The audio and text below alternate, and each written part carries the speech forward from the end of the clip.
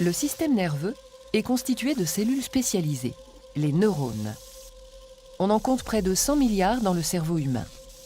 La fonction principale des neurones est de transmettre un message nerveux.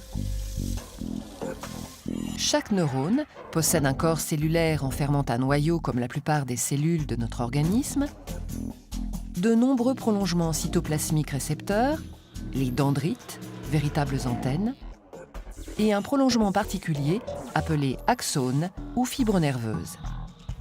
C'est au niveau de cette fibre que le message nerveux va se propager. Un nerf comprend les axones de nombreux neurones.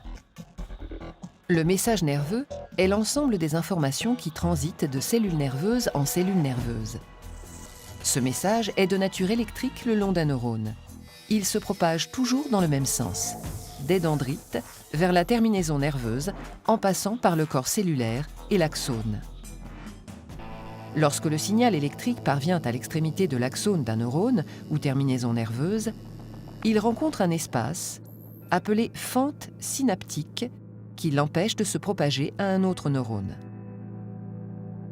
L'arrivée des potentiels d'action à l'extrémité de l'axone du neurone 1 dit présynaptique entraîne la migration et la fusion de vésicules avec la membrane plasmique du neurone 2, ou neurone postsynaptique.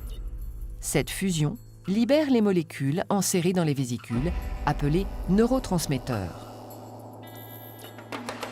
Ces neurotransmetteurs viennent se fixer aux récepteurs membranaires situés à la surface du neurone postsynaptique.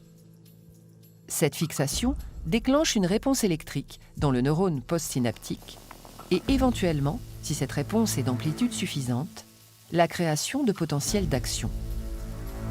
Les neurotransmetteurs permettent donc la transmission du message nerveux d'un neurone à l'autre. Ces molécules actives sont libérées par un neurone et réceptionnées par un autre sur lequel elles agissent. Ainsi, le message nerveux est de nature électrique le long de l'axone et chimique au niveau de la synapse.